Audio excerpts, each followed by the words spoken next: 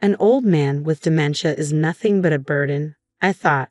The idea of spending my remaining years caring for someone in such a state was unbearable. I longed for a fresh start in a new home with a new partner. My mother-in-law, clearly determined to leave her husband behind, was ready to start anew despite his condition and the $3.3 million debt he carried. I can't continue as his wife any longer, she declared. You, on the other hand, seem to get along with him. Take care of his debt and look after him, will you? With that, she left the house she had shared with him for many years, leaving me with a mixture of shock and loneliness. Seeing her leave so cheerfully was jarring. I approached my father-in-law, who stood quietly at the entrance. Thank you, Tom, for always treating me with kindness, I said. I appreciate that you consider me like your real daughter. As your daughter-in-law, I'll do everything I can. Let's work through this together. Despite my words, I was filled with uncertainty about how to support him and alleviate his suffering. Yet, I felt a strong resolve to encourage him and envision a brighter future. When I noticed his shoulders trembling, I leaned in, thinking he was crying. To my surprise, he was chuckling. I've been waiting for her to leave for a long time, he said, catching me off guard. He began to share stories from the past and his plans for the future. I'm Naomi, 42 years old, and I lead a vibrant life with my wonderful husband, Harry, and his loving parents. Originally from a small town in Chicago, I moved to New York for university and then dove into the IT industry. It was there that I met Harry, my calm and serious boss. As we grew closer, we began to envision a future together. We decided to marry, and I chose to live with Harry's warm family. Although I was initially nervous about living with his family, having been raised by just my mother, the challenges of dealing with my fertility issues made me yearn for a lively family life. My father-in-law, Tom, was the president of the company I used to work for. Harry, his son, had started from the bottom and was steadily climbing the ranks. It wasn't until we decided to marry that I realized Harry was the son of the company's top executive. After our wedding, I left my job, but Harry continued to rise through the ranks. He started questioning Tom's business policies and had ambitions to grow the company himself. As Tom aged, rumors spread that he might retire, and Harry seemed to be waiting for that moment. Despite his age, Tom remained energetic and eager to try new things. He recently expressed a desire to create a space in his home for the local community to relax, chat, enjoy tea, and share homemade meals. However, my mother-in-law was completely against this idea. Even though she was only 5 years younger than Tom and meticulously maintained her appearance, she wasn't great at housework. Their meals were mostly takeout, and they often hired professionals for cleaning. Their affluent lifestyle was supported by Tom's stable job, but with his impending retirement, their income would decrease. The prospect of having strangers in their home for the community space stressed my mother-in-law. Despite Tom's respect for her wishes, he couldn't give up on his dream. Consequently, the renovation project was postponed. In the end, Tom decided to step down due to health concerns. Harry was chosen as the next president, but instead of taking over all at once, he would gradually learn the ropes until he was ready for full responsibility. My mother-in-law had become increasingly distant from my father-in-law. Even when he appeared tired and worn out, she ignored him and offered no support. The tension in their home grew palpable as she struggled to support his dream, and their interactions became strained. When Harry first began taking over the business, he and his father maintained a close and communicative relationship. However, as Harry gained confidence in his role, his demeanor at home began to change. He started treating his father with the same coldness that his mother displayed. Tom began to voice concerns about Harry's behavior at the company. Despite Harry's enthusiasm for his work, Tom worried that his son's attitude towards his colleagues and the work environment was problematic. Tom once confided in me that he feared Harry might be too harsh with his subordinates. Having experienced my own parents' divorce and a limited relationship with my biological father, Tom holds a special place in my heart. He's always been warm yet self-disciplined, and I deeply respect him as if he were my own father.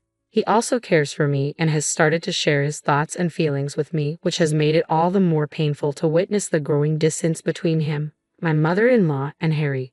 Both were stubborn and resistant to any attempts I made to encourage openness.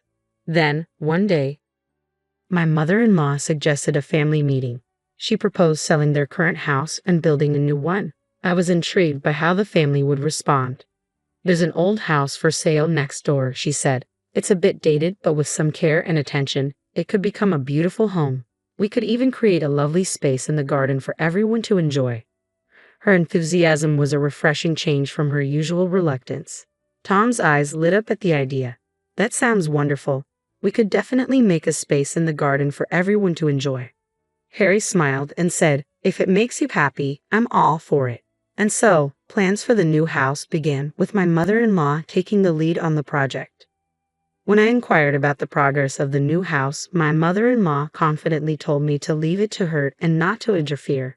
She seemed to be communicating frequently with Harry, and I assumed things were going smoothly.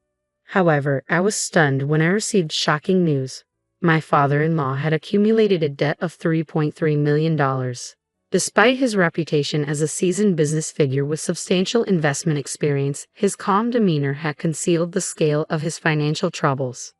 My mother-in-law's first reaction was to worry about the future of the new house. Although my father-in-law tried to reassure her, saying, "Don't worry, everything will be all right. I'll sort it out," her anxiety was palpable. She began treating him even more coldly than before.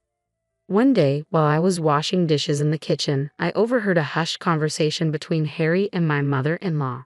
They were discussing the ownership of the new house, and I was shocked to learn that despite my father-in-law providing the funds, they were planning to proceed with the house under Harry's name without informing Tom. I couldn't believe they were making such a significant decision without involving him. "Aren't you both making decisions about such an important matter without including everyone? Shouldn't the whole family discuss this together?" My mother-in-law's response was sharp. "You know, Tom is showing his age, and there's also the debt issue. Besides, you've only recently joined this family. It's best if you just observe and stay quiet for now. The only person I truly rely on is Harry." Her blunt words stung, and Harry didn't offer much of a response. He had been so absorbed in his work lately that our time together as a couple had diminished. The only person I genuinely trusted and could confide in was my father-in-law. Yet recently he seemed different. Where he once was lively and busy, he now spent more time sitting on the couch, lost in thought. I suspected that my father-in-law might be troubled by his debts, but it seemed like there was something more going on. "Have we had dinner yet?" he suddenly asked as I was finishing up the dishes. "We just had hamburgers, salad, and soup together," I replied after a moment of thought. "Right, sorry about that," he said and retreated to his room. His forgetfulness was unusual, and it made me uneasy. I suggested that he see a doctor, but he dismissed it with a laugh, attributing it to fatigue. When I spoke with my mother-in-law, she remarked, "Tom's charm was his intelligence and his money. Without those, he's nothing." I also discussed it with Harry, but he seemed preoccupied with work. He mentioned that things felt off and that there was a need for timely leadership at the company. Amidst all this, I felt a deep sense of loneliness, as if no one in the family was genuinely concerned. I repeatedly urged my father-in-law to see a doctor, but he consistently refused. His condition seemed to worsen, and I took it upon myself to research dementia, trying various approaches and continuously persuading him to get help. "You must be having a hard time," my mother-in-law said with a sigh and a cold smile. "Tom isn't the man he used to be. Once Harry takes over the company, everything will be his. Isn't it only natural that Tom should have nothing left?" Her eyes were colder than I had ever seen, a look I had never encountered before. Her harsh words and the growing tension in the house left me feeling both surprised and anxious. With the atmosphere growing more strained, I hoped that moving to a new house would help refresh our spirits. Finally, the moving day arrived. We hired professionals to handle the large furniture while we took care of the smaller items. My mother-in-law provided specific instructions such as where to place each item, and we followed them carefully. The last items to be moved were the cherished belongings of my father-in-law and me. I returned to our old place to fetch my father-in-law when my mother-in-law appeared unexpectedly. "Thank you, everything is sorted now," she said. "Actually, I've arranged another moving destination for you as well." Her shocking revelation left me speechless. I stammered, "What do you mean?" She handed me a note with the address of a nearby flat. Seeing her smiling face, I was at a loss for words. She cheerfully explained, "The new house will be for me, Harry, and Ted to enjoy, so you and Tom should start fresh in your new place." I couldn't grasp what was happening. The only thing I knew for sure was that I couldn't leave my father-in-law alone. As I prepared to leave, she added, "Well, Tom needs you now. Do your best for him." We can think about what comes next when the time is right. My mind was spinning with shock and confusion. Who was this Ted she mentioned? I could hardly think straight. How can you abandon Tom after all the years of support he's given to the family? I asked, my voice trembling. She laughed, absent-mindedly playing with her hair. I want to enjoy my life too. I've taken care of Tom's needs, but daily life with him has become tedious. I want a fresh start with Ted. I couldn't believe her words. It seemed my mother-in-law was set on leaving her long supportive husband to pursue a new life with someone else. Tears welled up in my eyes. So all your plans for a new life come at our expense? With a glint in her eye, she replied, grow up a little. We all have the right to seek new beginnings. Besides, if people knew about Tom's $3.3 million debt, they'd reconsider too. For a moment, I was utterly speechless, struggling to process the gravity of her decision. I was stunned by my mother-in-law's audacity. Despite my shock and confusion, I knew I had to stay calm and handle the situation for my own sake. You're saddled with a $3.3 million debt, and continuing this marriage is unfeasible, she said dismissively. My husband seems to have a fondness for you, so you can manage the debt and take care of him. With that, she offloaded her responsibilities onto me and left the house without a second thought about the dire situation her husband was in. Watching her leave with such confidence, I was overwhelmed by a mix of shock and loneliness.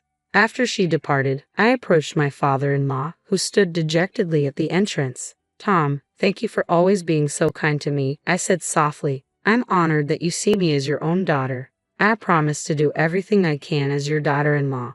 We'll face this together. Although I tried to comfort him, I was engulfed by anxiety, unsure how to support him and ease his suffering. Yet a deep desire to help the man I respected and to envision a brighter future for him filled my heart. As his shoulders began to tremble, I leaned in, worried that he might be crying. To my surprise, he was laughing uncontrollably. I've been waiting for her to leave for a long time, he said, his laughter still echoing. His unexpected reaction left me stunned. He continued, when she talked about wanting a new house, I saw it as an opportunity. She's so dependent on me that I hoped she'd ask for a divorce. I didn't expect to be kicked out of the house, though. I was dumbfounded by his revelation. His elaborate act had completely fooled me. Seeing the confusion on my face, Tom smiled gently. Naomi, I'm sorry things turned out this way, but don't worry about the investment. Even if it goes wrong, we won't lose much. Now the real adventure begins. When we arrived at the new house, my mother-in-law was visibly upset. Naomi, why did you bring Tom here? You two were supposed to move into a flat. Plus, my new boyfriend is coming tomorrow. Harry's taking over the business, so I need Tom's bank statements, she demanded, flustered. Tom, seemingly unaffected by her dismay, turned to her with a steely gaze. I know you plan to enjoy your time with your new lover, he said, shifting the atmosphere dramatically. My mother-in-law was taken aback, and Harry stood silent, watching the confrontation unfold. I've already transferred the ownership of this house to my name, my father-in-law said with a hint of apology. It'll be difficult for you to stay here now. His words left my mother-in-law speechless, her eyes widening in disbelief. But don't worry, I've found a flat nearby for you. Enjoy your new life with your boyfriend. I'll cover the rent for the first few months, he added, his smile cold. Until that day, my father-in-law had always dealt with my mother-in-law's selfishness with patience and a smile. But now his eyes were sharp with anger, and his stern demeanor seemed to make her shrink. I'm truly sorry, she said, her voice trembling as she fought back tears. I was scared when I thought you had dementia, and when I heard about the $3.3 million debt, I was overwhelmed with anxiety. But I've always loved you. I never imagined it would end like this. Her words were filled with regret and desperation, but it was too late for apologies. My father-in-law chuckled bitterly. The $3.3 million debt isn't as daunting as it seems.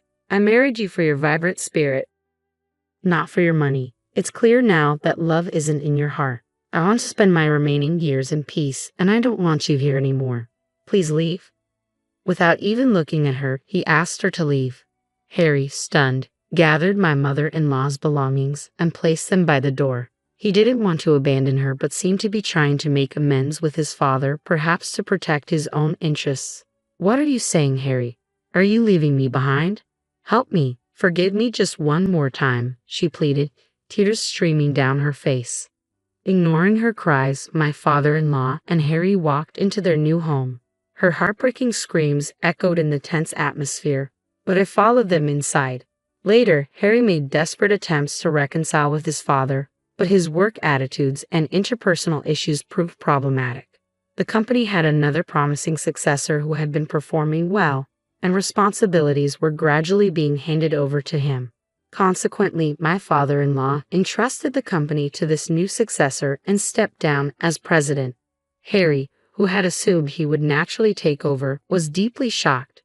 Meanwhile, my mother-in-law began her new life in a small flat with her affair partner Ted. However, her new life didn't bring the happiness she had hoped for. Eventually, their relationship soured, leaving her alone once again. Concerned for her, I occasionally checked in on her.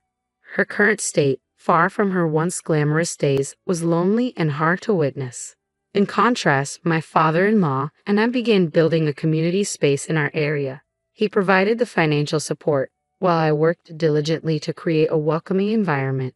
The space became a local sensation, featured in magazines and online, and attracted many visitors.